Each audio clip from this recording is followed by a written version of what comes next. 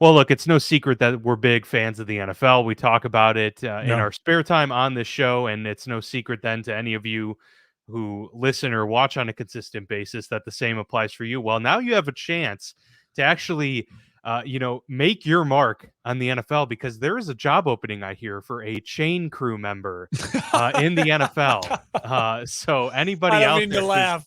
who That wants, I know I actually almost felt bad opening the show with that because that it's really dude's leg brutal. got so messed up. Gosh, It the was Lions Saints game, for those that didn't catch the news, a oh chain crew man. member. This is the danger of football. Look, I've covered games, in high school and the college level on the sidelines.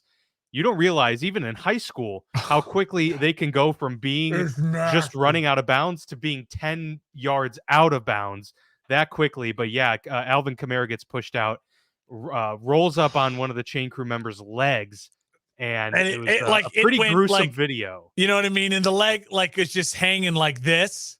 I don't know if you can Yeah, watch on the YouTube yeah. where you just like he's just like and immediately grabbing for it in that like the video, and you're just like, And it oh looked like he my was, like, god. Oh I yeah. mean, there was no audio, but it looked like that Oh must yeah. have He been was in pain. echoing for Oh yeah. yards and yards. Um, but yeah, apparently it was a dislocated knee, so obviously that's super painful, That's it? but a little bit better. Yeah, It was that's just a better than what, because it dislocated knee? yeah, Oh my god. it looked like, he snapped his leg in half, I didn't thought it it? was Like, like tibia, fibia, yeah, for sure. Alex No, so all Smith. the reports that I'm seeing are that he dislocated his knee. Gee. It might have been a pretty severe dislocation. I don't know, Yeah. but yeah, either way, It is one of hopefully those a speedy funny recovery for that reminders. man. Yeah, it was one of those funny reminders that you say too, like how quickly guys get out of bounds, but like how quickly you don't realize there are some of the best athletes on the world, like in the world, Yes. on those sidelines. And then the other like 70% of the people on those sidelines are like old people. Are like And that's honestly true like though. Yeah. Yeah. middle-aged doctors and middle-aged dudes who are like helping with the chain and like they don't move quick at all. And if you're not 100%, it's like the foul ball game in baseball. If you're not 100% focused, you can take it. And even that guy, like he's a chain gang. He's involved with the game, but it happened so quick. And yeah, he was in a lot of pain. And It's unfortunately a for him, he has to be close to the sideline, so yeah. there's even less opportunity to get out of the way. But yeah, You you gotta hope the team, turn and like they run gotta almost. the NFL does the NFL employ all those guys or did the teams employ those guys? Because that's one of those things where you're like, you'd imagine the NFL or the team or someone like Pick up the writes tab. for that. You Yeah, know what I mean? they'd have to. I'd He's be not shocked calling if his they didn't. he's not calling his wife going like, honey, I don't have my card on me, the insurance card. Do you have them? Yeah, Because I currently my leg got noodled by a Saints player, whoever the heck it was, and it's like now Alvin Kamara. Yeah, I'm sitting there, I'm sitting in the emergency room waiting. They dropped me off the NFL, and now I got to pay for like a $3,000 ride from the ambulance and everything. You'd hope they pick up the tab for all that. it's just brutal. And to put a button on that, or a bow on it, whatever the phrase is. Um, Put a bow, yeah, yeah. when I've had like a couple close calls. Never in a college game, surprisingly, but there was a time. I think it was 2 years ago, or you know what? Actually, it might have been three. But I think it was 2 years ago when I was on the sideline out here covering a game, filming it as I normally do, and a quarterback was running out of bounds. I was 10 yards in front of him, so I thought I was good, but a player came up from behind him and shoved him forward, and he Oh, came last flying. second. It completely took me out. And so I have it on video. Maybe I'll share it on here one day. I don't think I You have it got like it. We got to get the readily footage. available, but I'll try and grab that for next time because it's pretty funny watching the camera just go from here to just straight down, and you see my legs just like flying out because I got completely taken out from underneath me. It was that was a good time. But yeah, you got to Thank watch God it. you're okay. And well, that's a good point too. Like we're talking about the NFL covering that bill. Think about how many dudes get injured on the high school sidelines like every weekend Yeah. because of stuff like that.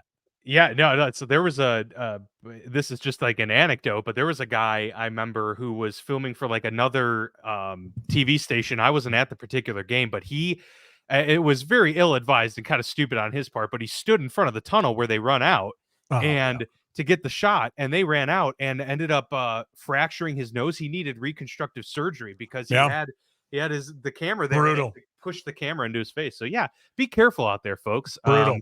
But some other people that are obviously going to be needing to be tended to are the 49ers and Eagles players, because that was quite a physical matchup. And the Eagles absolutely got bodied in many different ways. So we're going to cover that and much more. Yeah, absolutely. From week 13 coming up ahead here on the Football Lounge. Or it's just not going to want to play the video. So then we could just not play that. That's also and we'll move forward. Yeah, so good stuff. Our graphics got bodied out. Our graphics are in the ER right now. You know, we're just getting owned in the trenches right now. I was going to pull up some lounge, and I was going to pull up some stats to get ready, and I'm like, all right, I don't hear anything. Let's keep moving. Oh wait, no, we got it. It's 5 seconds from being got. So you know what, Mark, go ahead and pull yourself some of those stats, and we'll get ready here on the other end of this intro for us on the Football Lounge as we get ready for week 13 and all of the action up ahead.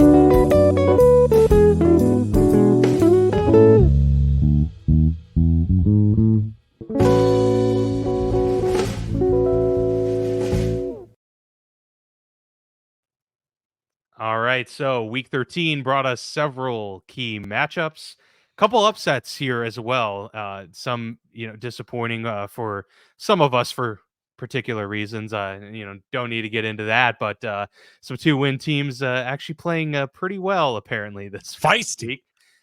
We also had a Chargers Patriots game that didn't have a touchdown scored in it at all.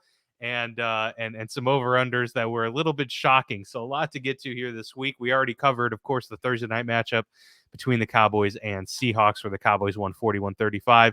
Go check out our Friday show on that one. We covered the whole thing extensively and discussed the state of the Cowboys. Of course, we have Monday Night Football coming up here tonight between the Jacksonville Jaguars and the Cincinnati Bengals as the Jags look to keep this train rolling. But Mark, we will start with the Colts at the Titans in the early window, and probably provided one of the more dramatic games of the Sunday slate, as the Colts win 31-28 in overtime. They get themselves, driving down, and Michael Pittman with the touchdown grab from Gardner Minshew to close this one out and get the victory for Indianapolis, who now pushes themselves into the wild card spot. So the question here, I guess I'll pose to you, Mark, as we cover this game. Are the Colts a legitimate team now that teams need to be worried about, with maybe just some of the Minshew mania, the Minshew magic, if you will, and just maybe how this team is starting to put some things together late in the season? Oh, and by the way, they're doing this without Jonathan Taylor, who they'll be getting back in at least a couple of weeks. I would put it this way. I would hate to be the wild card team or the division winner who then has to play them as a wild card team at home, because they have literally nothing to lose. They're not even like the Texans, where it's like, oh, we weren't supposed to be here, but now we're just like an upstart good team. This is a team that it literally has nothing to lose. They're stealing the Jets playbook, right? Of we can make it into the playoffs with a backup quarterback, and then maybe our guy comes back, only they never, had to worry about the Richardson coming back. The other thing, the thing that honestly jumps to the front of my mind when I think about the Colts is this feels very much like the Browns when they went all in with the last year with Brissett, when they were kind of F it, our quarterback's not going to be here till week, what it was at 13. So let's just throw caution to the wind. They play a game where it's just very, very, everything is on the table at all times. And that is dangerous. That's going to lose you some games. They're going to have turnovers, but sure. Right now they're playing a game where it's just they have literally nothing to lose. They're not even trying to the Jets, you watch them, it's well, they're trying to protect their great defense and do things to just let their defense win games. No, the Colts don't care. They are literally the embodiment of their quarterback right now, where it's just is this team did this team just do a line of coke right before they walked into a big business meeting? You're in that scenario where you're looking at the guy what did he just do? And then you're this is going to go one of two ways when we walk into the meeting. And it's just wild. Like, you just have no idea what they're doing.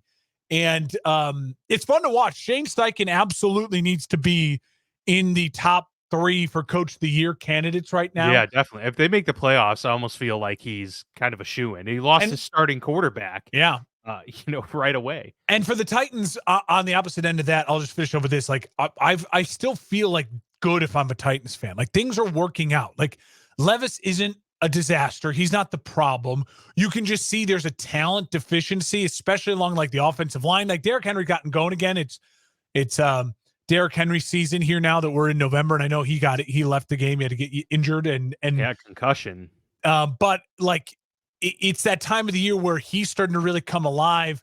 This team, the Titans, are just like 3 or 4 A players away, right? They need like 3 or 4 A guys. We're just like, you add some studs to that team, and then like a bunch more Bs, like a bunch more just like okay quality starters. They're just at a talent that it's not like it's not a panic mode where they're looking around going like, oh, dude, this kid can't play. Like that's just not it. And so for the Colts, was supposed to be a throwaway year, and it's just turned into like the ultimate fun year. Like, just enjoy it if you're a Colts fan, because next year you're going to be living and dying in every single Richardson pass. Is he the guy? Is he not the guy? Is he the guy? Is he not the guy?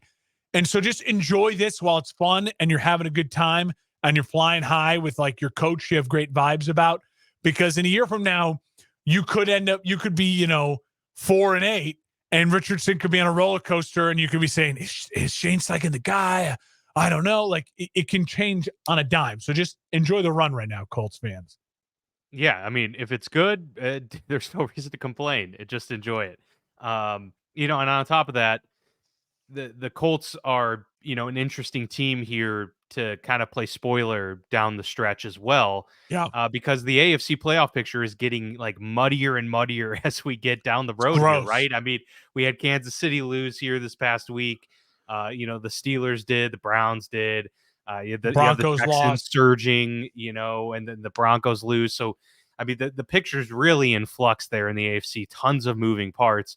And so the Colts, now that they've actually put themselves in a 7-seed spot right now, very well are in a position where they kind of control their own destiny, and that's got to be a good feeling. As for the Titans, they'd have to go 5-0 to really sniff a chance, and so that's very unlikely to happen.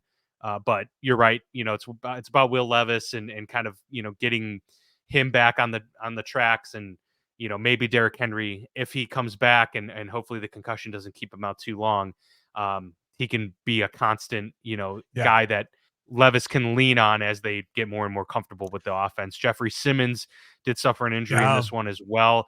A pretty bad week for injuries in a year that's been terrible with notable injuries, and it does seem just like that there's an increase. I wonder if there's a place that actually tracks injuries and then like even does more meta analysis, like injuries to starters and prominent players, because it really does feel like this year is unique in that realm. We're just dealing with a lot of backups at a lot of positions. It's kind of crazy. Yeah. I'll just, my final point on this will be for the Titans. Like, it's starting to feel like, you don't have, when Ryan Tannehill was playing and they were playing poorly, it felt like, just blow up the whole team, get rid of everyone.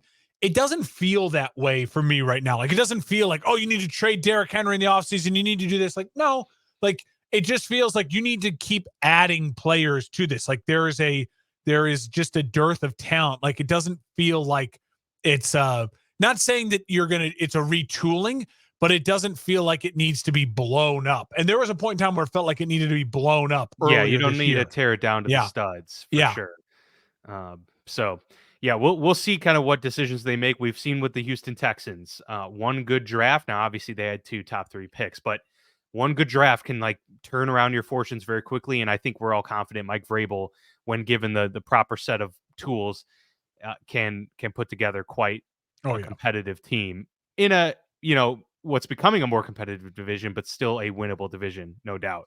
We'll get to that Chargers-Patriots game and spend 22 seconds on it. The Chargers win 6-0 on the road as New England falls to 2-10.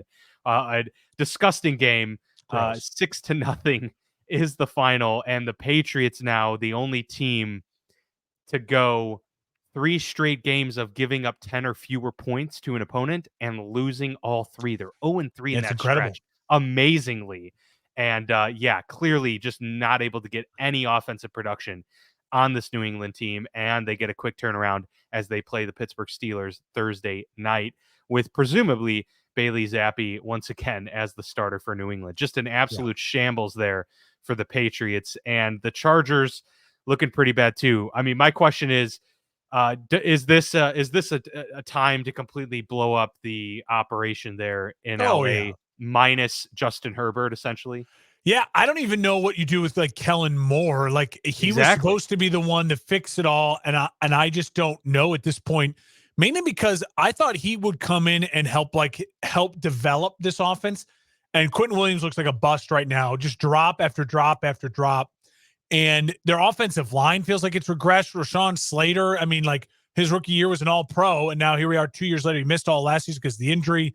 It just nothing feels like Corey Linsley. Like what happened to this vaunted Chargers offensive line? So it does feel overall just like a dearth of coaching, similar to what I've complained about on my franchise, where it just feels like where's the development, where is the growth? You know what I mean? Like this is what you're in charge of doing. Part of coaching is growing your talent and getting your talent from point A to point B. Yeah, that's what the University of Iowa does so well. A lot of guys come out of nowhere. They take a bunch of 3-star guys and make them 4-star guys, or sometimes 5-star guys by the time they leave. And so like that is a crucial thing that it feels like the Chargers are lacking desperately. Finally, with the Patriots, I'll just say this, guys. The holidays are tough, right? And you have an obligation at this point in time of the season. We're heading to week 14, where there's been plenty of times where the lady in your life has had to, kind of swallow the tough pill because it's like, hey, football's on, and I know that's like all he cares about, and all he wants to do is watch football. You have 2 chances this week, tonight and Thursday night.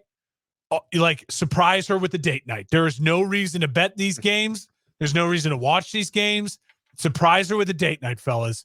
Just like, hey, honey, it'll go a long way. And then you just like you're out at dinner. You're drinking a glass of wine. Maybe the game's on the background. She goes, "Oh, there's football night. Didn't you want to watch it?" No, honey. You know what? Like, I just want to spend the night with you. Like, this is it. She doesn't know that it's Bailey Zappi versus Mitch Trubisky. She doesn't know that it's Jake Browning about to get destroyed by Trevor Lawrence and the Jags. She doesn't need to know that. Doesn't need to know it. Absolutely. Yeah, no, that's a word to the wise right there. That's the Mark Hespin wisdom hour for you here at the Football Lounge. I love it. Great tidbit there to get us going. By the way, I got that stat wrong. It's not the first time in NFL history. It's the first time since the Chicago Cardinals back in 1938. So, sorry to all the Patriots out there. You actually didn't make history. You just made the Arizona the past 90 years. Moving on to a little bit more entertaining of a game, although it wasn't the greatest, of the weekend, but 33-28 victory for the Detroit Lions over the New Orleans Saints. I feel like this was it for the Saints, even though they're only one game out for the division. This felt like an opportunity, and it was a very tough matchup. Don't get me wrong, but Carr they had gets pretty bad loss last week. You needed to get a win this week to put yourself back in a good position. As we mentioned, 6-6 is a lot different than 5-7 this time of the year.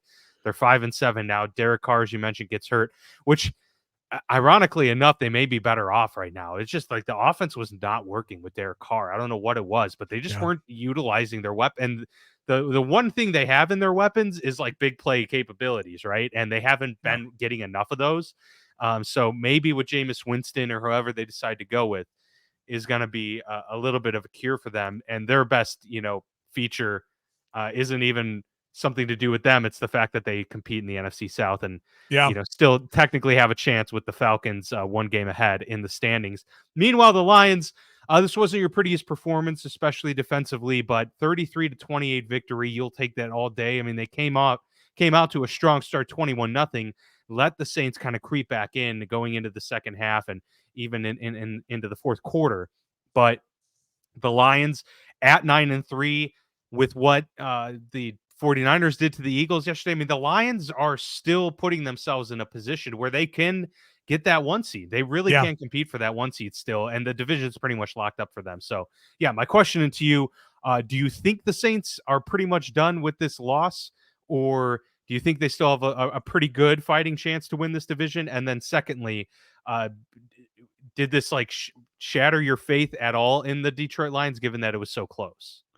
Okay, first part of the question is the Saints. The best thing for the Saints is to continue to lose. The Saints should lose out. Like if you are the New Orleans Saints, the best thing that could happen to you as a fan, I know this hurts, lose out, because this team is not the type of team you want to run back next year. At this point in time, Dennis Allen, I think I heard a stat somewhere today. He's like 22-40 something as a head coach now. I mean, Oof. ugly record. He's not the guy. Carr's not the guy. Taysom's not the guy.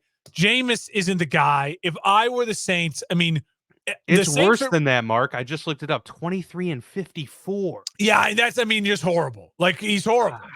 And he's the defensive guy. And defensively, again, this Saints defense that has pieces has just not carried them the way they needed to be carried. And offensively, it's like the whole room hates each other. It's like they get on offense and it's like that married couple that's like, oh shit, we got to be in the same room again together right now. And like, oh, hi, yeah, you know what I mean? There's company over and we're smiling. Like the offense just, nothing works. Nothing feels right at all. I will say this. I think the Saints are now becoming that next team for me to start saying, give me your A player and your next 2 first-round picks and we'll give you the first overall. Like they are now becoming that team that, like, look in the NFC South. You know what I mean?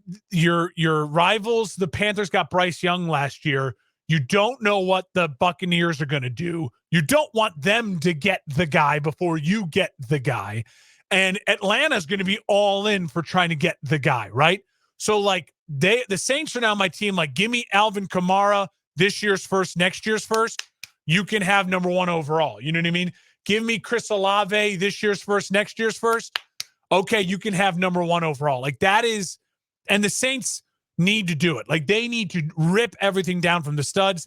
They need to go get it, attract an offensive coach, and then say, here, we're going to get you the number 1 overall pick, and let's go build with Caleb Williams and whatever it might be.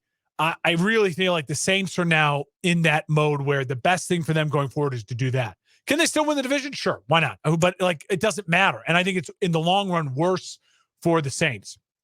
Also, for the Lions, second part of that question, I'm not panicking from the Lions at all. This was a Lions win of the year.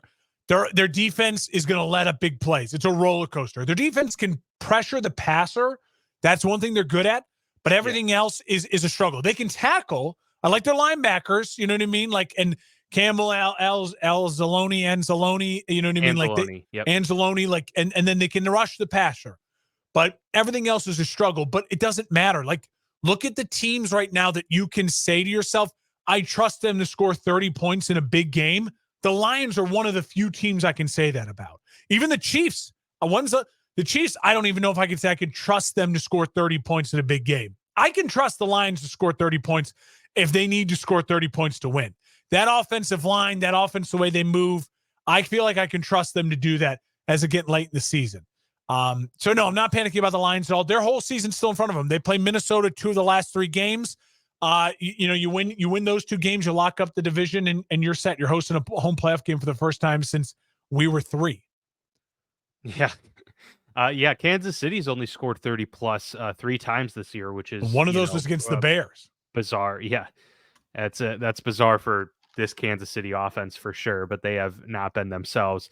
And I guess I got to swing backwards because I think you were right. I don't know what I was reading one tweet that had him at 23-54. It's 20-45, but it's really bad either way. So it's horrible. It's 20. Yeah. And I see another one that says his 5-7 record after week 13 is the best that he's ever had in a single season as of week 13.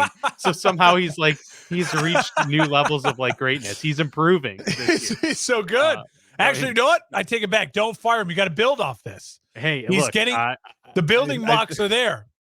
I think he can go into Mickey Loomis's office there in New Orleans and say, hey, he definitely hasn't lost the locker room. They all love each other down there. It looks like they all have so much fun together, and their wide receivers don't love committing crimes. It's definitely. When was the last time we were like, wow? And honestly, like we think of New Orleans as being a team that drafts pretty well, but I can't think in like recent years, like the last 5 or 6 of like being like, wow, they really hit on these draft picks. Like Chris Olave, yeah, of course they Yeah. hit on him, and Marshawn Lattimore. Those are like the 2 that come to mind, but I can't really think of like any recent year where like they really nailed the draft. Like we think I'm of with the sure there's Lions or I'm the sure there's a New Seahawks, Orleans Saints fan out there who Yeah. who would be like, you idiots, you're not mentioning it. But I tend to agree with you. They feel like they've pieced it together. They've been old for a while. And listen, I don't blame them going into this season saying, hey, we committed to Allen. He's getting his second year, and let's go get him his quarterback who he had back in Oakland with their car. Let's bring in a professional. We have a ton of weapons, and let's make a run for this. Everyone predicted them to win this division, not thinking they'd be insanely good, but just thinking, okay, they're going to be better than all the crap around them. And they've just been so ugly to watch. It's a real disaster. And to me, if I was a Saints fan, I'd be rooting and cheering for them to just blow it up. Yeah, you got to get a fresh start. You're going to be in cap hell for the next 2 years. You might as well be young and fun and in cap hell and developing young players as opposed to just piecing it together, mediocre around the 13th pick every year. Well, the team that is in line to win the NFC South now, the Atlanta Falcons, got a win, putting them to 6-6 and putting them ahead of everyone else in the standings there. Very ugly game. Gross. Another brutal one, 13-8 over the New York Jets, who ended up starting Tim Boyle and then moving to Trevor Siemian in this game. So we're starting to see a quarterback carousel there in New York. Former Bears great Trevor Siemian, yes. Yeah, exactly. So 13-8 win for the Falcons. They're winning ugly, which kind of just seems to be par for the course for Atlanta, and that's how they're going to be able to do it this year. But we kept saying the NFC South winner might not be above 500 with their record, and they are at 500 right now with their record, and so the Falcons in the driver's seat right now in the NFC South. They're running the football, but that's about all you can say. It's just 2 pretty rough teams going at it. It's just that the Falcons aren't nearly as bad as the Jets, especially offensively. Getting the number 2 seed in the NFC playoffs is a bye week. You're going to get to play the Falcons. Like that's, or sorry. Fair. The Falcons are actually probably going to win the division. Well, so if they win their division. I meant to say the number 5 seed, the best wild card team. Like for the Cowboys, you want to win your division, right? But like getting that is going to be like a bye week. You're going to get to play the Falcons. So that's what I had to say about them. And as far as far as the Jets go, Diana Rossini, former ESPN great, who's now with The Athletic. This is 1 hour ago. This is how much hell the Jets are in. The Jets want, it's hard to even read it without laughing. The Jets want to make a switch at QB. The team is leaning towards Zach Wilson to take back over the reins of the team. But Zach Wilson is reluctant to step back in. Sources tell Zach Blatt and Diana Rossini. So they're wanting to go back to Zach Wilson, and Zach Wilson is saying basically like, no, don't want it. I'm done with that, dude. Screw you guys, I'm going home. Like he's pulling a Cartman, like, screw you guys, I'm going home. There have been. You blamed it all on me. You called for my backups to play for the last 5 weeks. You had 2 weeks of backups. You're like, hey, can we go back to Zach? And he's going double bird, and he's saying, screw you guys, I'm going home. I don't blame Zach Wilson. I don't blame it. I mean, few quarterbacks have been tossed around as much as he has on their own team.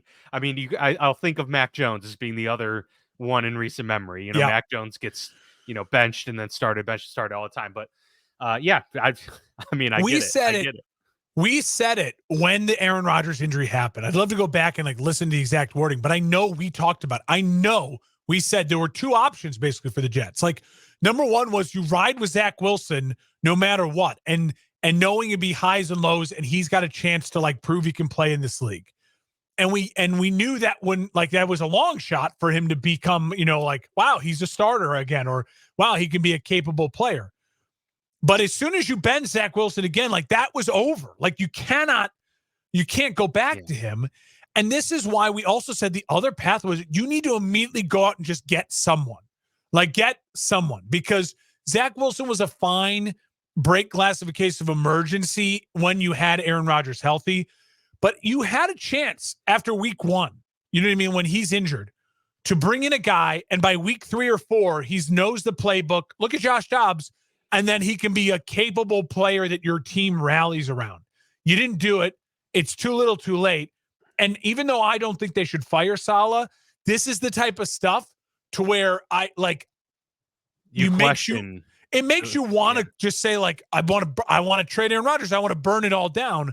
But again, I think this just goes to prove for Saleh in his defense. If I was Saleh, I'd say like, this is how bad it is here. How do you expect me to do anything? Look how good my defense is.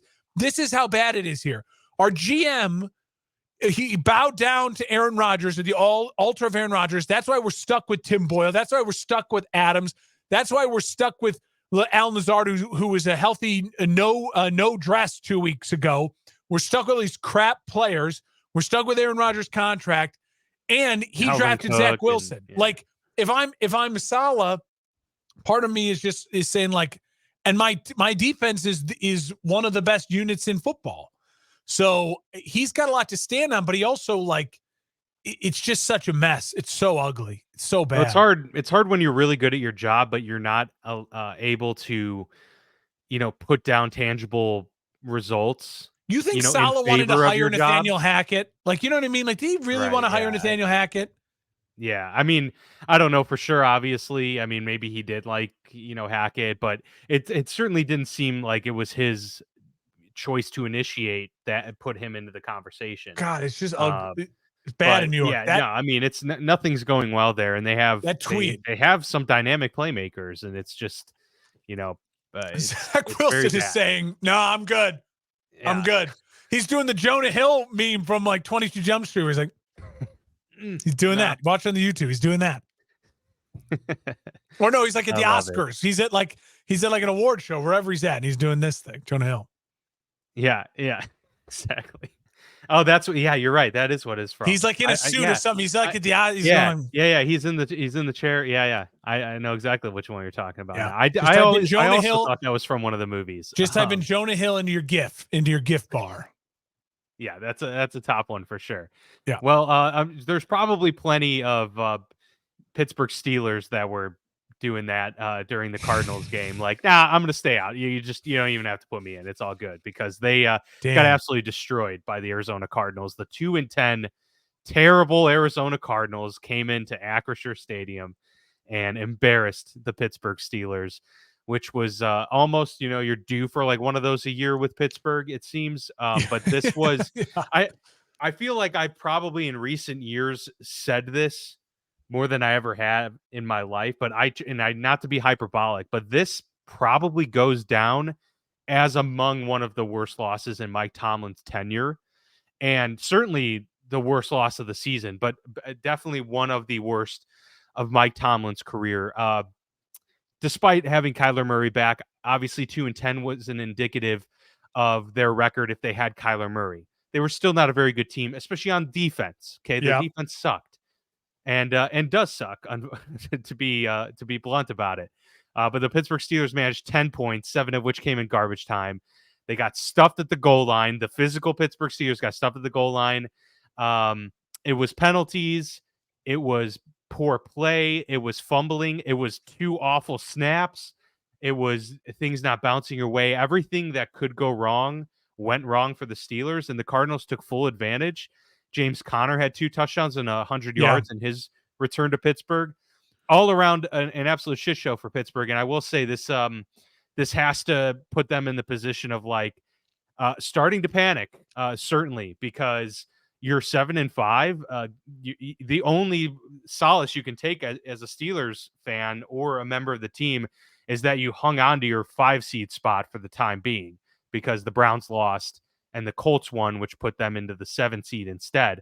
But that's it. I mean, you lose 1 or 2 of these other games you're supposed to win, and that's pretty much a wrap for the season, honestly. I mean, they're getting that point where it's pretty close to being a disaster. And now that Kenny Pickett goes down, gets hurt, he's going to be out for an extended period of time. He had to have surgery today on his ankle, so he's at least missing Thursday night, most likely the week after. So yeah, it's time to start the alarm bells, and things need to happen. I'll tell you, the happiest person was probably Matt Canada from this game, saying, "Yeah, wasn't all me, was it?" Yeah, absolutely. Kenny's one of those weird ankle sprains that requires a surgery and then like the healing time is only like 2.5 weeks. It's crazy how some of those They're work. doing it. They like you can choose to heal a high ankle, from what I understand. Over like if this happened in week 2, he probably wouldn't have gotten surgery. They'd say you're But out it 4 weeks. heals. Yeah, but it heals But the quicker if you. surgery it's because of how urgent they need him back. They're like, we're gonna do the surgery so you can get back a week or 2 quicker. Yeah, That's from my understanding. That's how it works. But yeah. I will say this.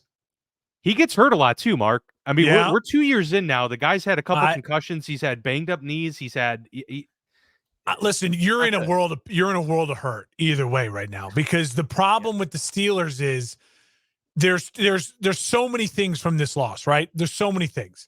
For the Cardinals, all they've done is really, once again, prove that they're probably not going to be in the quarterback market. Like the Cardinals are we're the first team that's going to take like the best player on the board, whether it's Harrison Jr., offensive lineman, whatever they want. Like they're that team now that's looking like we're adding a bunch of talent. Which is, it's a good direction. It's good to have clarity in a direction, right? And Kyler played well. But I want to go back to the Steelers because at best, this was just hey, we weren't prepared. We got punched in the mouth. We came in a little cocky and confident, and then an injury slowed us down with a weird delay, and that's why we lost. That's at best like what happened that game. And even in that, and you're going that's to say, wait a minute.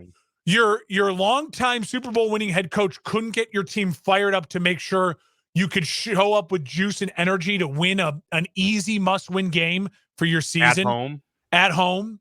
And at best, you overlooked an opponent. Like that is Mike Tomlin, as much as we all love him and as much as he is, he would have a job in a second if he was let go. This was one of those losses where it's like, if you're a good team and you come out and you lay an egg, right? Like the Eagles earlier in this year lost to the Jets. That's their one loss before they lost the Niners. It happens. Like things go wrong. A team plays a really good game because it's their kind of Super Bowl and no one's believing in them, right? And you get beat. But the Pittsburgh Steelers they've not looked like the Eagles. They've not looked like the Chiefs, right? Yeah, they haven't had a moment. They haven't had the moment where they're like the big dog on campus. This was like, hey, people think we're going to win this game, so we're just going to win it. And then TJ Watt gets nicked up a bit. I mean, it's Minkah Fitzpatrick broke his hand in the game as well. They lost their third middle linebacker this season. They lost. So now they're down to Miles Jack and Blake Martinez, who weren't playing football 2 weeks ago. That's who they're going to end up playing. Dan, as a Steelers fan right now, well, I'll leave it on this. My final thought on it is just a question for you. Is we talk so much now. We just talked about what the best thing going forward for the Saints. Like we talk so much on the show about what the Bears should do in their future because of the picks and like where are you at where you're like, this is my blueprint for the Steelers' success for the next 2 years. You know what I mean? I'm not even asking 5 years, but like, what's the window? Like, because the ceiling is not Super Bowl. Like they're not a Super Bowl team, even if Kenny's healthy, right? Even next year, they don't feel like they'd be a Super Bowl team. So like, where is the end game here for the Steelers? Like how do you feel this morning is like, this is what this team needs to do? I mean, my thoughts, especially the last month or so of the season, have been the top priority is Mike Tomlin needs to make considerable assistant hires this upcoming offseason. We had Brian Flores last year, who he hired to coach the linebackers. And that actually did a lot of good for the linebacking core. Like you saw considerable progress there. And Flores has been pretty good in Minnesota this year as the DC. Yeah, I mean, he's a talented guy, right? But like, and that was we're like, wow, we're getting a guy who's just a head coach to be our linebackers coach. Like, that's pretty legit. But that's about the only hire that Tomlin's made in his entire career as the head coach that has been like, whoa, like a big name, solid hire. So that's priority number one, is to get a huge blockbuster offensive coordinator hire. Someone that's, I don't even know if that's like a Frank Reich or, if you try and get someone to do a lateral move, those are hard to do. But if you can pull a Ben Johnson from if you can Detroit, spend a ton of money. you got to spend money. Eric I mean, and Bieniemy that's what did you it. have to Eric do. Bieniemy went. You know what I mean? If Bieniemy, so it can happen. And Bieniemy probably saw like, okay, well, this is an opportunity to maybe get in there after Ron is maybe he thought that Ron Rivera would be fired at some point. So maybe he saw a little bit more of a pathway than there would be in Pittsburgh. But man, you have such an easy sell in Pittsburgh. Like, do you want to come be the offensive coordinator for the Pittsburgh Steelers with a young quarterback? Like, absolutely. Not, and who wouldn't say yes to that opportunity, right? Yeah. So he needs to swallow his pride a little bit and go make some big time hires. That's the number one thing. You're obviously starting Kenny Pickett next year too, right? The second thing is to have Kenny Pickett for a full year. Do you bring in real veteran competition next year? I don't think they need to bring veteran competition next year. I think they are gonna not have Mason Rudolph as the third string next year. So what I think they need to do is take a quarterback like the third round or something. Like, take a mid-round quarterback, and that'll be your third string. So then you fill out your roster there. You have a third string quarterback, and you're taking shots on some other quarterbacks here. Get one undrafted as well. Puts a lot of pressure on two rookie quarterbacks. Yeah. And at this point, you kind of need to light the fire. It's now or never. Yeah. And the problem is their window is the next couple years, because that defense, they need it's TJ Watt's prime. Cam Hayward has got maybe 2-3 years left in his career. Minkah Fitzpatrick's in his prime. Like, this is it. Like, if you lose that, then you spend all that money on defense for nothing. Not even a playoff win. So they need to win fast. They're a fascinating team because it feels as though you're absolutely right. The ceiling for this team is just a first round exit. And yet there's no one's talking about Tomlin on the hot seat nationally. And no one's really talking about Pittsburgh Steelers as like, they need to be aggressive. Like, to me, Pittsburgh feels like a team that needs to be really aggressive, but I think people aren't talking about it because they just know that's not what Pittsburgh does.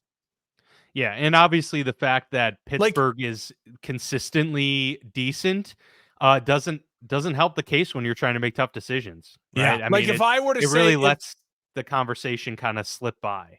If I were to say, like, what kind of pat would you want the Steelers all of a sudden? What if you heard a rumor, towards the end of the season that, hey, the Pittsburgh Steelers are going to seriously consider trading up in the draft? Would you be like pumped about, we're going to go trade 2 firsts and something to go get the number 1 overall pick? You know what I mean? Yeah, I mean, I think we've seen enough of Kenny to maybe feel like he's not going to reach like a ceiling of, the best in the league or among the best in the league. I still feel like maybe his ceiling could be somewhat close to a Brock Purdy level, and I feel like that's good enough to get a team to a Super Bowl.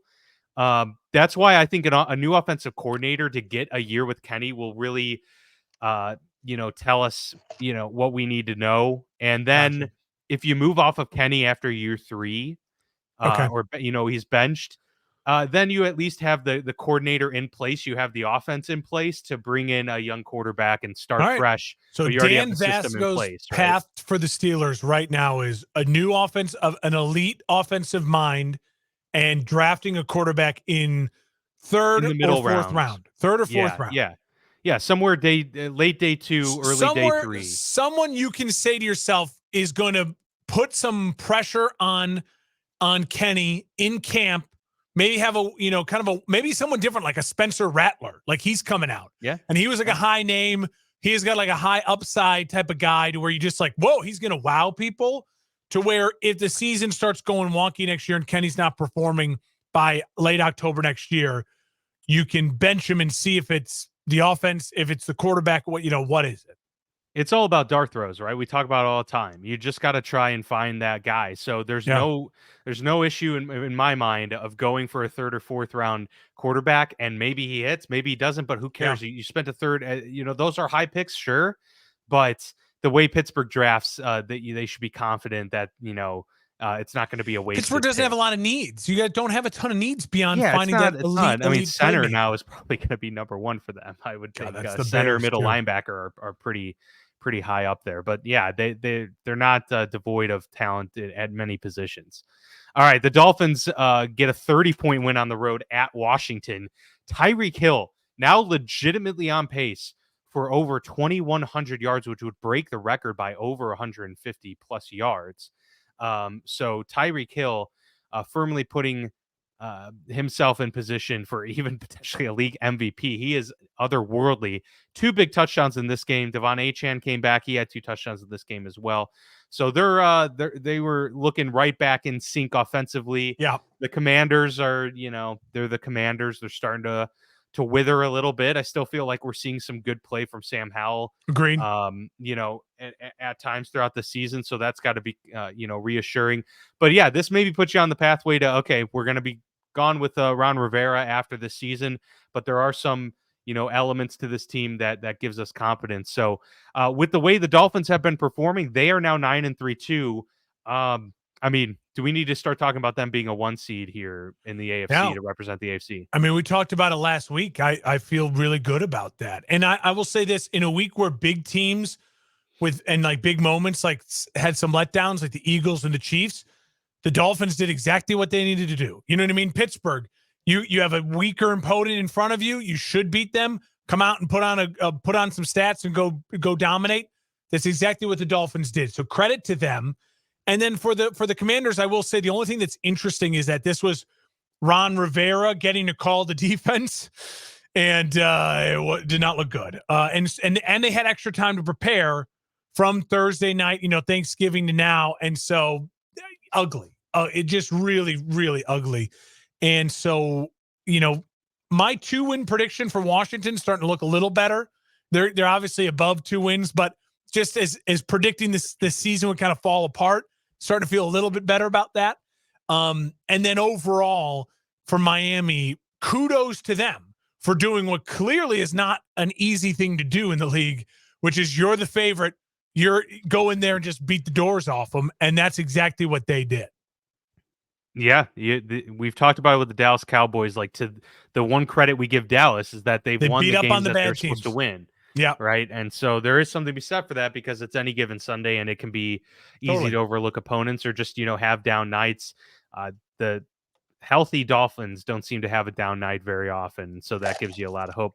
Meanwhile, that story came out, I think last week or the week before, of the cameraman who was filming Tyreek Hill, and Tyreek Hill grabbed his camera and did the backflip. I think that's such a stupid story. The NFL suspended him, which is, that sucks, especially because he was a young guy, seemed to be very like enthusiastic and excited to be doing. I have no care the rest of the year, but the cool thing is that Tyreek Hill is picking up his salary for the remainder. Well, that is cool, but apparently him and Tyreek Hill were like chums before this. Like he worked on Tyreek Hill's staff, yes, before getting hired with the NFL.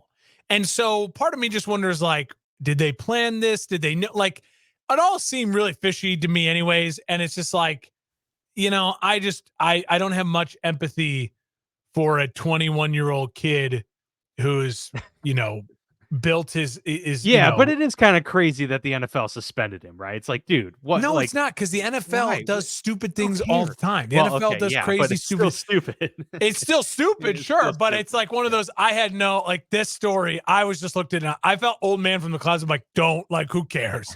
Like, well, I mean, a lot of people are trying to say it's very it's like how heartwarming it is. It's like, it's not, no. This kid was like DMing like athletes trying to get in on the, like, I'll create social media for stuff for you. Like he wormed his way to a position, and then it seemed as though the NFL was just kind of like, screw you, kid. We regret this. Okay, when you frame it that way, I'm kind of. I support the NFL in saying to 21-year-old douches on the sidelines who get in their Prada sunglasses saying, "Yeah, fuck off." The Houston Texans got a much-needed win. They're 7-5 now, Mark, over the Denver Broncos. This game could have gone either way, really, and it was a little bit back and forth, especially with the Broncos making a push late in this game. So Texans now 7-5. They are just on the outside of the playoffs. If you were a betting man, by the end of the season, are the Texans a playoff team?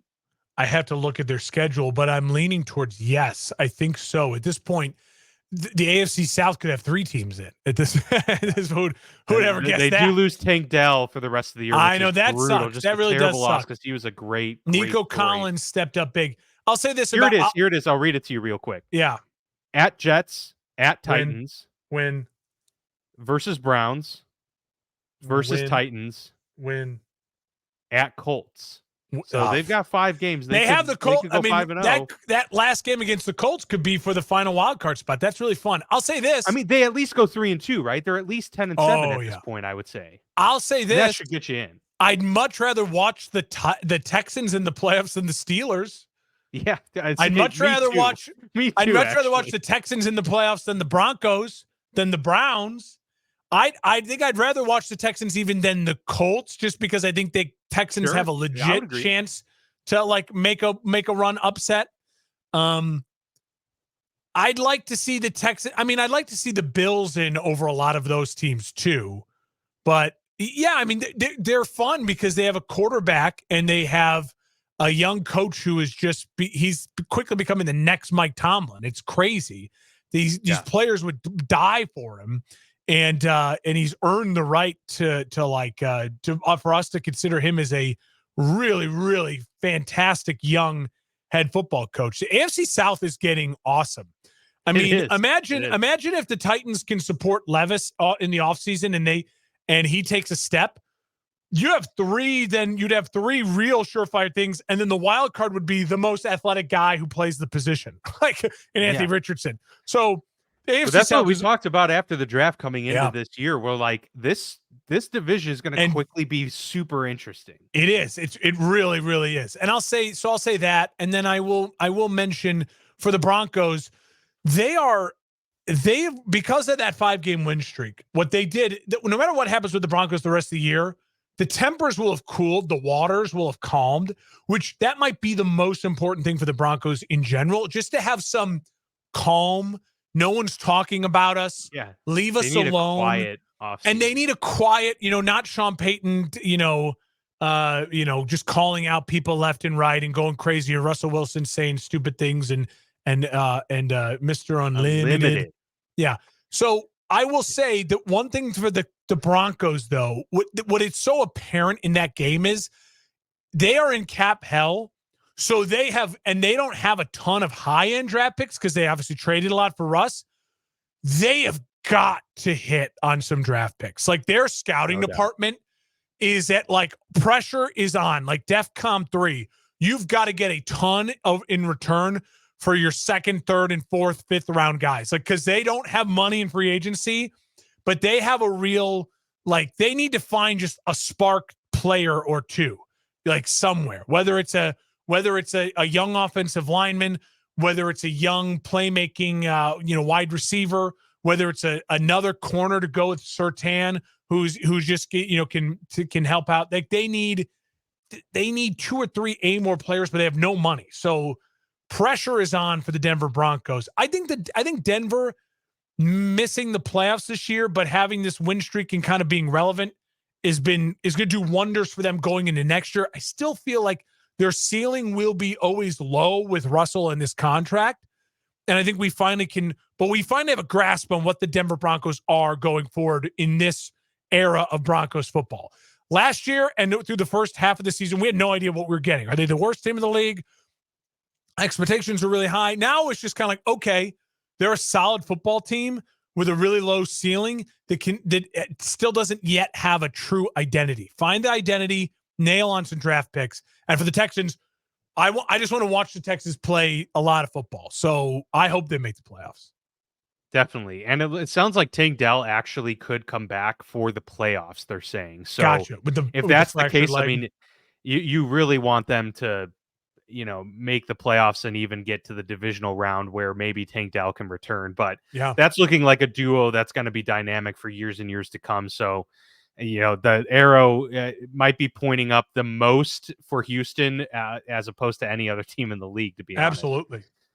The Panthers fall to the Buccaneers on the road in a very close game, one that the Panthers probably were just so sad about because they finally got close to getting a win, getting the bad taste out of their mouth. They're now 1-11 on the season, and the Buccaneers have been reeling. So it's like an opportunity to get a win over a wounded animal in division, but that's not the case. The Buccaneers go to 5-7, and somehow then with that win, the Bucs keep their playoff hopes somewhat alive as everyone is now just chasing the Atlanta Falcons in 6-6. So obviously, this is a battle of two bad teams. The Bucs a little bit better.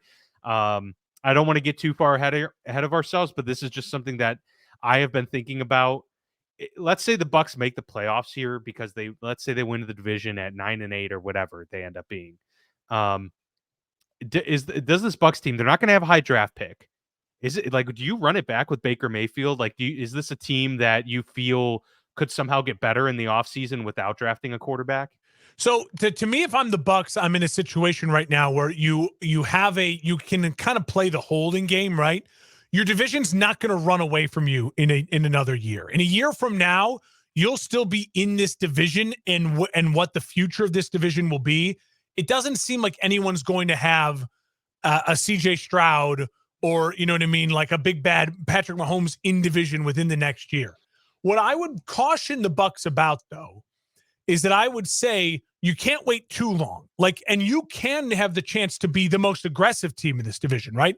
You can be the team that says, well, look at what Carolina is never going to win this division, right? We starting to feel like we know that Bryce Young is just not going to be the guy. His ceiling is going to be like Tua, Brock Purdy.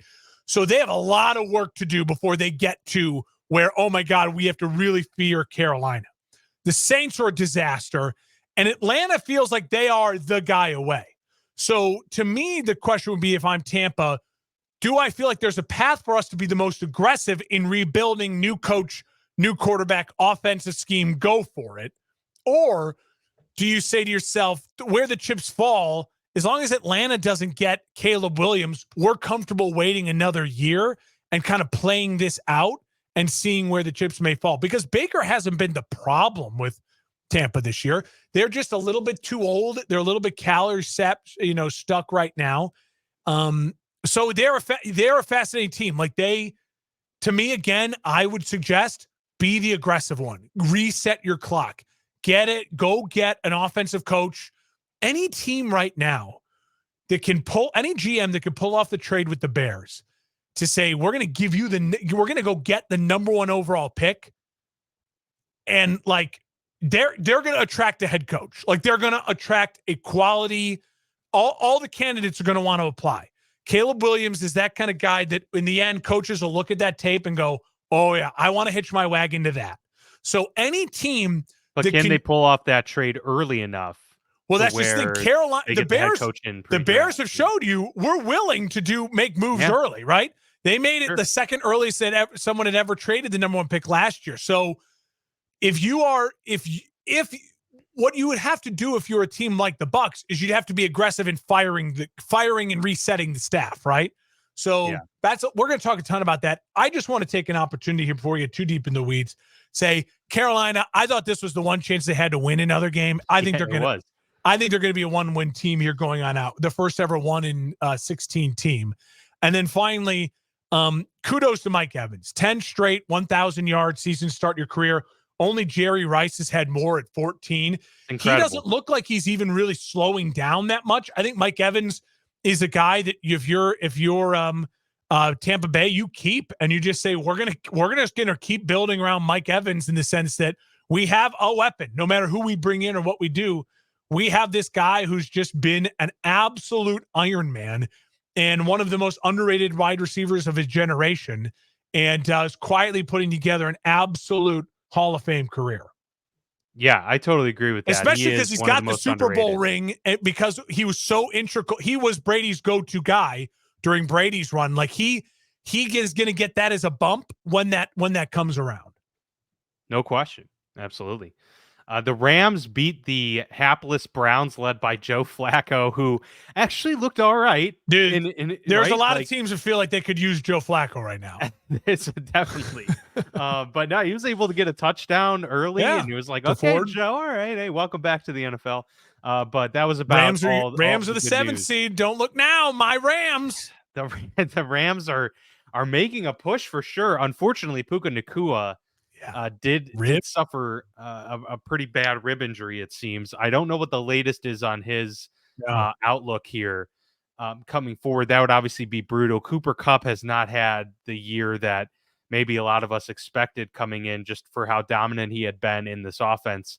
Puka was a big reason for that, the emergence of him in that receiver core. But nonetheless, Matt Stafford and company get it done. And they did a pretty good job offensively in this one, considering they're playing one of the tougher defenses. The Browns defense in recent weeks has really slumped. Yeah. And now there's more question marks about this defense moving forward. 36 points for the Rams over the Browns, 36-19 the final there.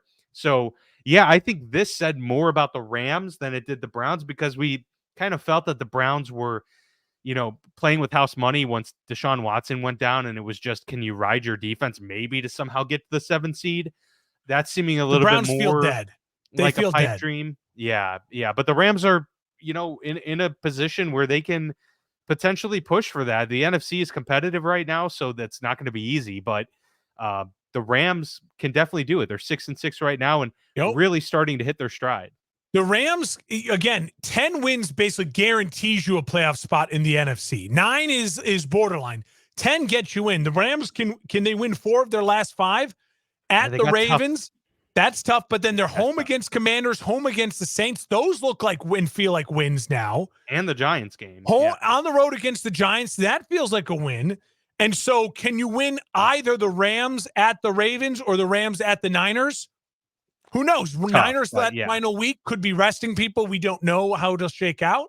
So even at 9 wins and 9-8, it feels like they could have a strength of schedule to where they are the 7th seed in the NFC. And again, we said it from the beginning of the year. If I'm a Rams fan, that's a victory. Like, you had the Super Bowl, then you had the massive Super Bowl hangover because of just decimation of injuries and an older roster that fell apart. And you went out and drafted 14 players. You had the most draft picks of any team. And these young guys are starting to come along, good coaching. And now the vibes feel like they're pointing in the right direction to where the Rams could once again, especially if they sneak in.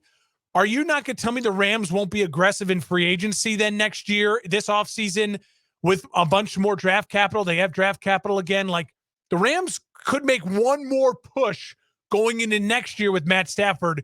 Is this kind of being the bridge year to keep the vibes headed in the right direction, where it's like, come join us one more time. Let's make one more run with Matt before we have to then really blow it all up and figure out what the future of this organization is. So positive vibes to the Rams. And the Browns they feel dead. They do. I think that they are on the verge of just completely potentially collapsing here. But maybe Joe Flacco will somehow steady the ship for them. Yeah. And keep them in games with the defense they have. That's clearly why they brought him in. Otherwise, they would just want to see what they had in DTR. But no, they really believe that they can still get there. The 49ers physically destroyed the Philadelphia Eagles in the trenches on both sides of the football, which coming into this game, we were talking about how, there was a pretty even matchup across the board. Well, the 49ers kind of won every matchup that they could in this game, 42-19, the final. And, a big part of the physicality in this was the lack of tackling by the Philadelphia Eagles.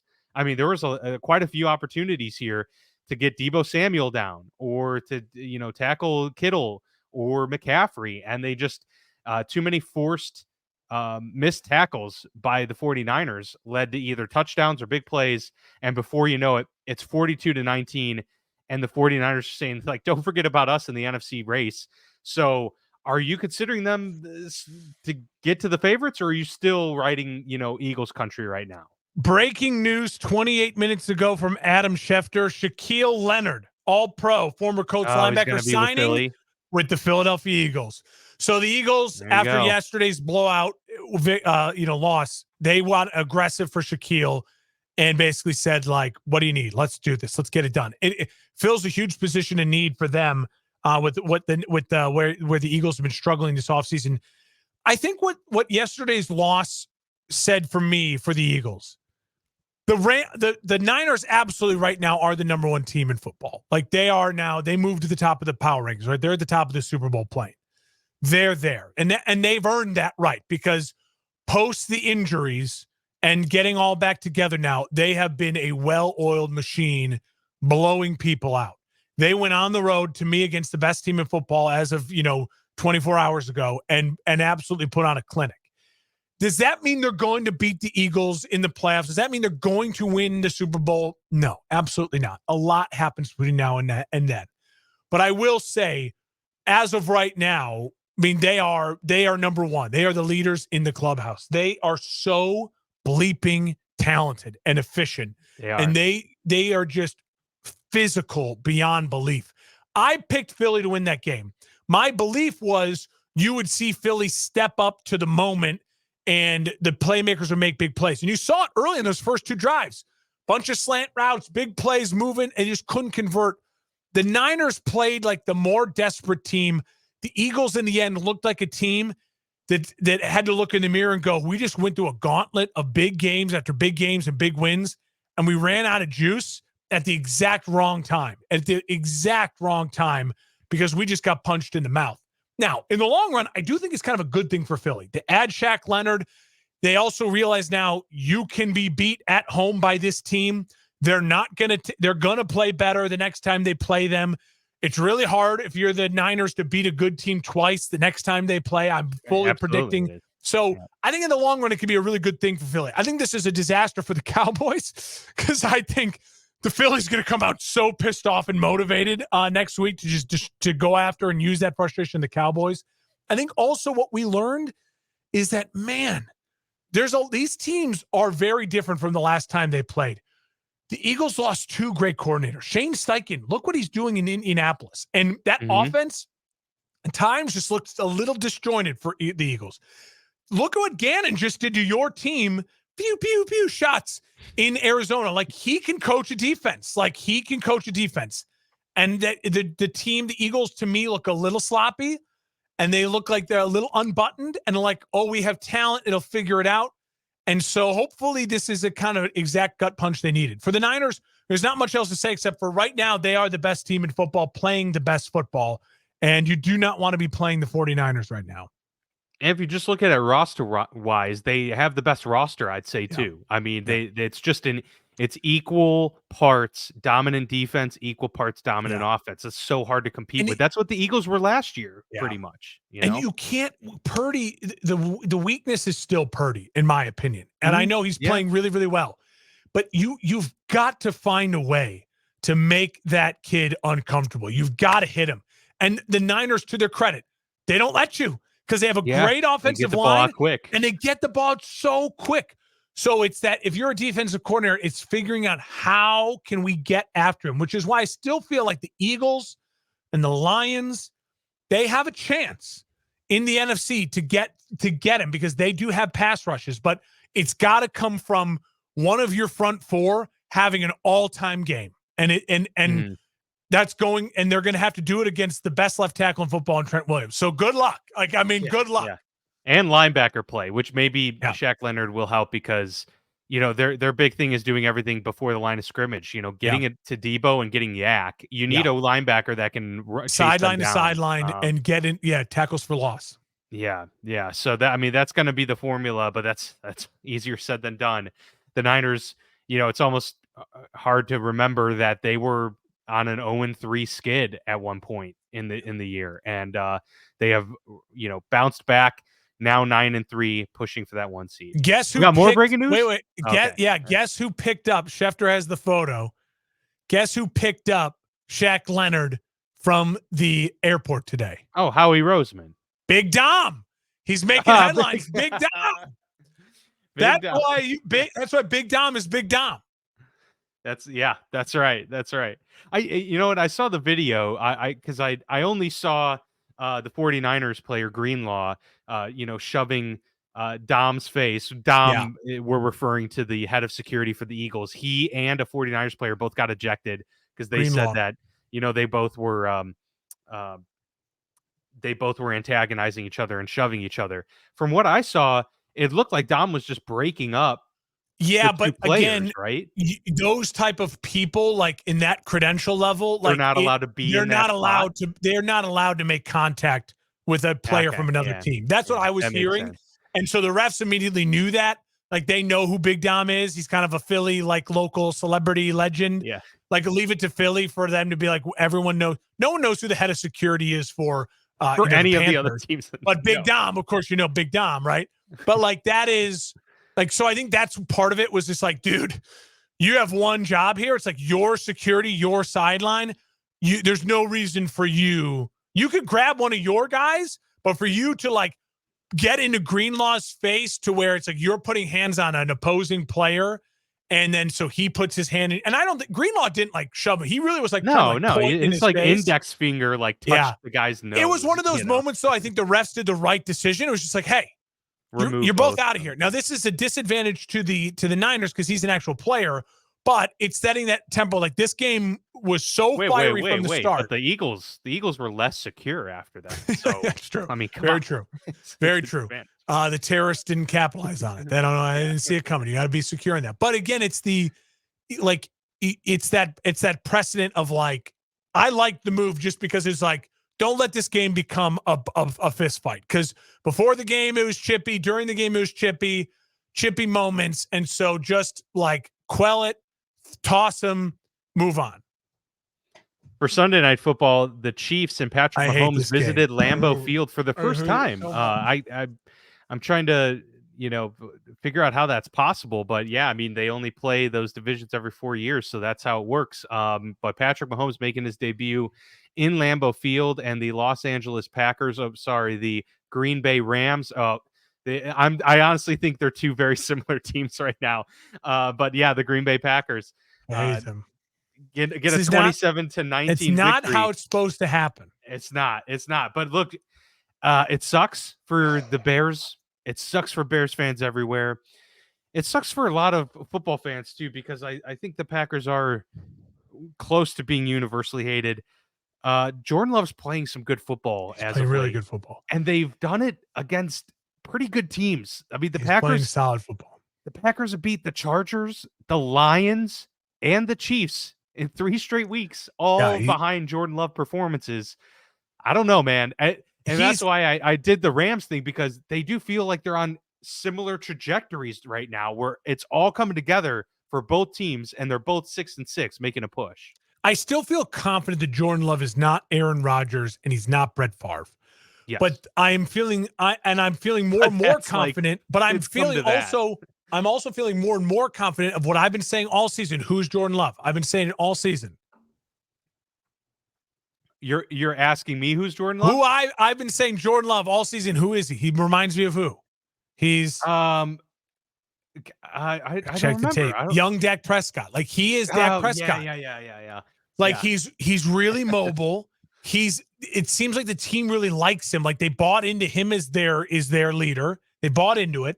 He's got a ton of young weapons. The Packers have surrounded him with a really, really fun young arsenal of weapons. If Watson can ever stay healthy, Christian Watson can never stay healthy. Yeah, he got hurt again. Yeah, but they have weapons everywhere. Romeo Dobbs and a couple other those young receivers. I can't think of their names. They didn't even have their number one tight end. Reed. Yeah, who's Reed, and they didn't even have their tight end, who is the top pick either. So here's the thing: is he reminds me a lot of Dak Prescott. What does that mean? That means hell for me, because what does Dak Prescott do? He's either winning his division or second place of his division every single year, and he's playing good enough football to still beat up on the bad teams in his division, the Giants and the Commanders. That means the Bears and the Lions are screwed. Like, that's what that means. We're dead. We're screwed. Or the Vikings, maybe. Or the Vikings. Maybe the Lions are the new Lion. The Lions can really keep maintaining this and keep growing. And Godspeed, Lions. I'm rooting for you. But, yeah, I mean, we're dead. And so I'm overreacting a little bit. But I will say this was supposed to be the quell the talk game. This was supposed to be the Chiefs' really good defense show up to Lambeau and put a hurt on Jordan Love. This was supposed to be Patrick Mahomes' show. Hey, kid, you've been playing good football, but I'm Patrick Mahomes and you're not. And Jordan Love played better than Patrick Mahomes for 4 quarters. And Jordan Love and his team looked like they had a much better game plan than Andy Reid and his team. And so we said it last week. If the Packers could find a way to beat the Chiefs, they're all the way back. The Packers, I don't think they'll win the division. I think the Lions will lock up the division because the Lions' schedule's easy and the Lions are a good football team. But they absolutely now are a threat for that 5 or 6 seed in the NFC. And they have a really solid offensive line, a really solid defensive line, and weapons, and a quarterback who's starting to believe in himself. That's not a thing you want to see if you are that 2 seed, that 3 seed Lions, or that 4 seed. And so you're going to lose a home playoff game. You absolutely could lose a home playoff game. That's the momentum they're starting to build in Green Bay. Long way to go. Things could still turn around, but that's the momentum. Like, that's legitimate for us to be saying that. We're not overreacting to be talking about Green Bay that way. And for Kansas City, Dan, I will say this. Yes, you just won the Super Bowl. Yes, you've won 2 in 4 years. Yes, you're not going anywhere. Like, you're going to be like, you're a dynasty, right? But man, oh man, when you don't win the Super Bowl this year, you're really going to kick yourself in the teeth for saying to ourselves, how did we waste the best defense of Mahomes' career? You're never going to have a defense play that well again, just because we were cocky enough to think after 1 year, we won the Super Bowl without Tyreek Hill, that we could do it again. Like, the teams have game planned for Kansas City now in the right way. Kansas City is the worst passing offense in yards, like 30 plus down the field. They make no deep throw bombs. And you have Patrick Mahomes, the best quarterback in the NFL, and you're making no deep throw bombs. That is a massive problem for the Kansas City Chiefs. A massive problem. Yeah, they've limited the way they can win games now. They have to either dink and dunk or run behind Pacheco, who Pacheco's got ejected great from the game, and he is great. But that's good for December, January football. But sometimes you're going to need to get that one big play, and they can't seem to rely on anybody to give them that. Like, you see all of the plays that go to Tony, Sky Moore, you can't Rashee Rice are all screens, and Rice, all like shallow crossers. Rice is coming into his own, and he reminds me a little bit of like Brandon Ayuk, like physical, tough, and a little unpolished. Like, once you polish that, that stone, he's going to really, really shine and look good. Like, I think in 2 years from now, Rice will be Ayuk, but he's still not like the guy who takes the top off the defense, like easy touchdown. Yeah, and Marquez Valdes-Scantling can't haul in any of the deep shots. When I'm telling you, they've got to find Zay Flowers, and they got to find Zay Flowers like tomorrow. And I feel this way about the Chiefs right now. They obviously could still win the Super Bowl, but if they lose this year and they don't win the Super Bowl this year, this is when they're really going to kick themselves in the teeth. In 10, 15 years from now, when you look back on this dynasty, this will look like a wasted year. Allen's dead, Burrow's out, Watson's out. The Broncos have stunk. Your own division, poor Justin Herbert is dealing with absolute poop all around him. Your biggest threat is Lamar Jackson. You have the best defense of your career, and you cannot complete a pass in the air over 30 yards. Yep, and might not be able to get the 1 seed. It's looking that way right now. They're not. Yeah, they're not getting the 1 seed. Yeah. So let me just pose one question to you as we roll out here. Packers, Rams, Seahawks. Who gets in if we're fighting for the 7 seed here, in your mind, without knowing all of their schedules right now? Because I don't have them all pulled up. I think those are your 3 teams. Like, I really feel like those. Well, they got currently the Cowboys are 5, so like their Cowboys are at least Cowboys at this point. So right? I would say the Vikings are the 6th seed right now. The Vikings are going to fall. Vikings are dead. I think Seattle's the odd man out. I think you're looking at Cowboys. I think you're looking at Packers at that 6th seed, and then Rams. We just talked about the Rams schedule. I think the Rams will get to 9-7 and have tiebreakers enough over Minnesota and Seattle, or Seattle and Minnesota are going to struggle. Like, Seattle's not winning against the Niners this week. I mean, maybe they will, but I think maybe they cover, but they're not. I don't know if they're winning. That's a tough game. Like, their season's on the line. Seattle's season is on the line this week. So maybe Seattle can shock the world. But to me, that feels like today, without knowing if it's even possible because the schedules, it just gut feeling. Yeah. I'm going Dallas 5, Green Bay 6, and then Rams 7. Jacksonville hosts Cincinnati. They're favored by 10. Do they cover? Take your girls on a date. Don't bother. Don't even go to, you know what? Find a nice restaurant, but a restaurant that would also have the game on, so you could be like, oh, honey, I didn't know there was a game on. Didn't you want to watch it? No, I really wanted to spend the time with you. They cover easily. Cover 10. All right. Very good. I actually am in agreement with that. I think it's going to be a total scoring fest for Jacksonville, and Cincinnati will be lucky to get couple touchdowns on the board. All right, that'll do it for our Week 13 recap. We may be seeing you once again this Friday talking about potentially a Thursday night football game if we can even call it that. The ugliest game in NFL history. Yeah.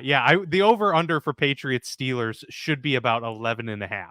I'm going to bet every Mitch Trubisky. I'm going to bet every Mitch Trubisky prop and not watch a second and just hope that I cash.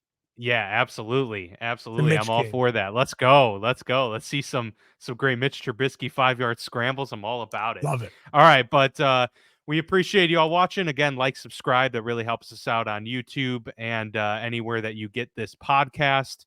And be sure to like us over on our social media feeds, Threads, Twitter, Instagram, and Facebook as well. Until Friday or some other time, he's Mark, I'm Dan, and this has been the Football Lounge.